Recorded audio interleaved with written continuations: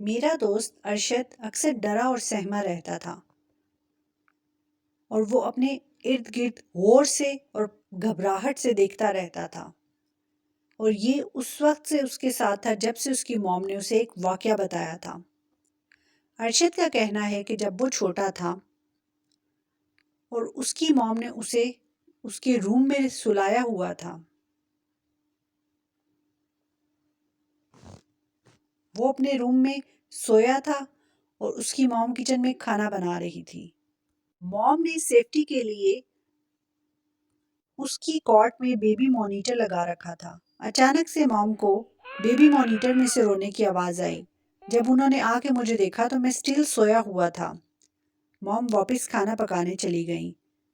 फिर अचानक से उन्हें दोबारा आवाज़ आई। उन्होंने मुझे आके दोबारा रूम में देखा, मैं वैसे ही सोया हुआ था। अब मॉम ने बेबी मॉनिटर को ख़राब होने के डर से बंद कर दिया कि शायद वो ख़राब हो गया है और खाना पकाने में मसरूफ़ हो गई। अचानक से मॉम को फिर से रोने की आवाज़ें आने लगी, जबकि बेबी मॉनिटर पहले से ही बंद था। मॉम ने आकर जब मुझे देखा तो मैं सोया हुआ था। मॉम ने बड़े हैरान होकर आगे पीछे देखा और परेशान हुई।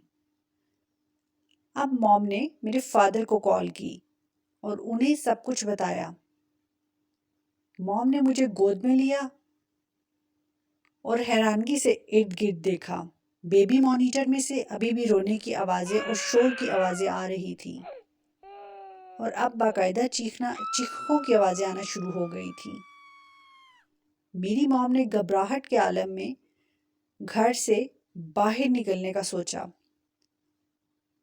घर से बाहर आकर मॉम ने फादर का वेट किया। जब मेरे फादर अंदर आए तो मॉम ने उन्हें सब कुछ बताया। इस वाक़े के बाद ऐसा कुछ दोबारा नहीं हुआ और इस टाइम से लेकर जब तक मैं 4 साल का हो जाता हूँ, कुछ भी दोबारा नहीं हुआ। जब मैं 4 से 5 साल का था, मैं फुटबॉल के साथ खेल रहा था। मेरी मॉम मेरे रूम में आई और मुझे प्यार से देखने लगी।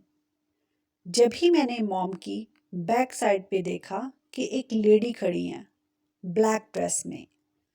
मैंने मॉम से पूछा कि आखिर ये लेडी कौन है। मॉम ने मुस्कुराते हुए मेरी तरफ देखा और कहा कि आप मुझे डराना चाह रहे हो। मॉम की यहाँ पे तो कोई भी नहीं है क्योंकि मैं उस लेडी को खुद से देख रहा था। मैंने मॉम से कहा कि मॉम आपके पीछे कोई है, लेकिन मॉम इस बात को मानने को तैयार नहीं थी। मॉम ने मुझे मुतमईन करने के लिए आगे पीछे देखा और थोड़ी और पीछे गई और कहा कि देखो इस कॉर्नर में भी कोई नहीं है, लेकिन मैं उस लेडी को देख रहा था। मैंने मॉम से कहा मॉम वो आपको बहुत गुस्से से घूर रही है। मॉम ने मुझे सेटिस्फाई करवाया, हालांकि वो खुद से डर रही थी और मुझे शो किया कि कुछ भी नहीं है। जब मेरे फादर आए, मॉम डोर ओपन करने के लिए गई तो मॉम को अपनी गर्दन पर कुछ ठंडी सांसें महसूस हुई और पता नहीं वो कौन थी।